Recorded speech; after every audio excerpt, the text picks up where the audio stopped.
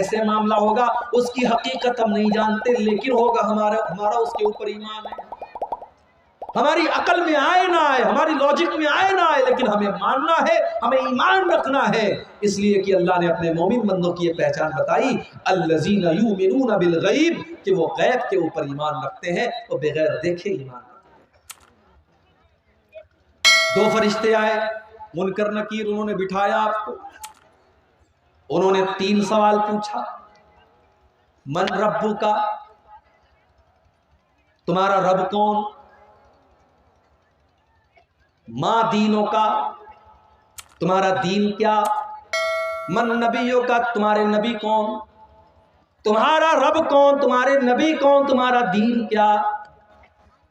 यही 3 सवाल होगा बस, चौथा कोई सवाल नहीं। कितनी प्रॉपर्टी बना के आए, सवाल नहीं। कितना पढ़ लिख करके आए, यह भी सवाल नहीं। कितना धन दौलत कमाया, यह भी सवाल नहीं। सवाल 3 होगा, तेरा रब कौन, तेरा दीन क्या, और तेरे नबी क्या। अब जरा दिल पर हाथ रख के बताना मेरे भाई, इन 3 सवालों का जवाब आपको कहां मिलेगा? स्कूल में तो नहीं मिलेगा, कॉलेज में तो नहीं मिलेगा, साइंस में नहीं मिलेगा, मैथ में नहीं मिलेगा, हिस्ट्री में नहीं मिलेगा, इंग्लिश की किताबों में नहीं मिलेगा। इन 3 सवालों का जवाब रब के कुरान में मिलेगा और मुस्तफा के फरमान में। आप आज बच्चों को मदरसे नहीं भेजते, मुझे एतराज नहीं, आप स्कूल भेजो, मुझे कोई एतराज नहीं, मगर आप अपने बच्चे को इस लायक बनाओ, अपनी बेटी को इस लायक बनाओ कि आपका बच्चा और बच्ची स्कूल में पढ़ करके इन 3 सवालों का सही जवाब दे दे। उसे पता हो कि उसका रब कौन है, उसे पता हो उसका इस्लाम, उसका दीन क्या है, और उसको पता हो कि उसके नबी को। जिस स्कूल में क्रिसमस के मौके पर ऊपर से टॉफी गिरा करके ये बताया जा रहा हो कि आज अल्लाह का बेटा पैदा हुआ है, नऊज़ु बिल्लाह, आज अल्लाह का बेटा पैदा हुआ है, इसलिए अल्लाह ताला टॉफी बांट रहा है। जहां स्कूल में बच्चों को ये तालीम दी जा रही हो, वहां का बच्चा कैसे मुसलमान होगा?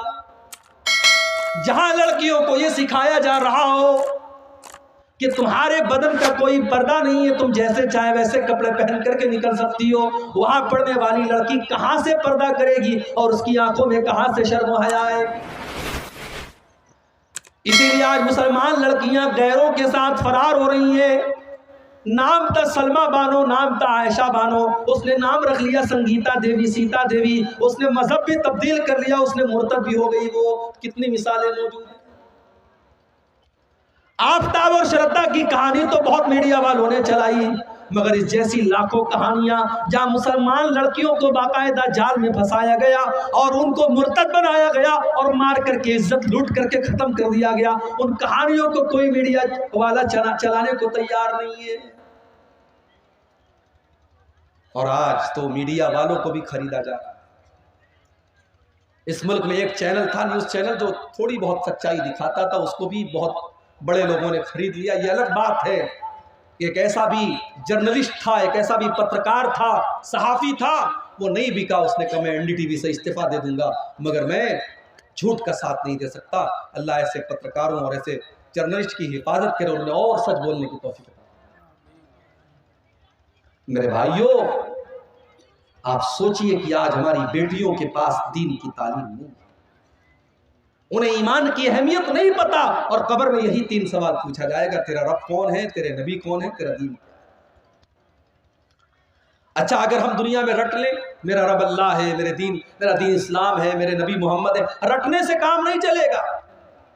रटना नहीं है। अगर आप चाहते हैं कि कब्र में आपके मुंह से सही जवाब निकले, तो आपको अल्लाह वाली जिंदगी गुजारनी पड़ेगी। अगर आप चाहते हैं कि कब्र में आपके मुंह से निकले मेरा दीन इस्लाम है, तो आपको इस्लाम पर चलना पड़ेगा।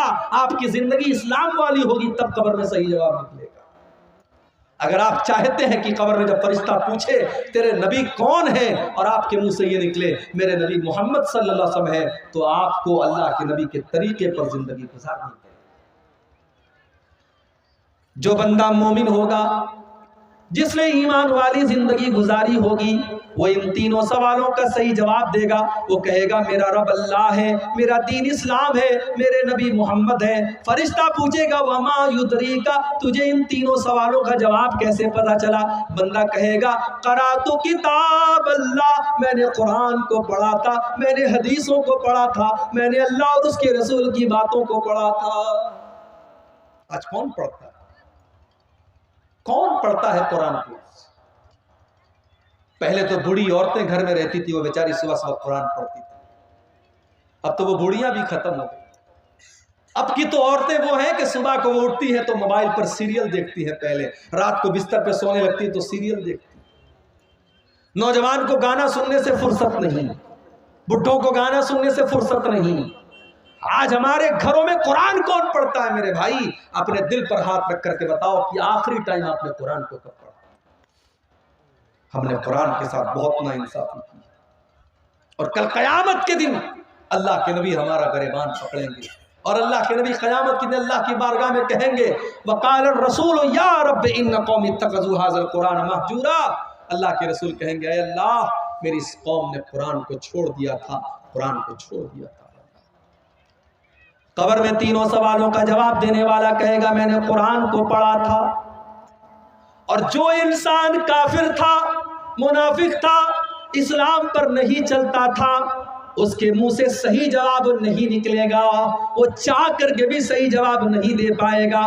उसके मुंह से बस एक ही जवाब निकलेगा हा ला अदरी, हाय हाय मैं नहीं जानता। फरिश्ता कहेगा तू नहीं जानता इसलिए कि माँ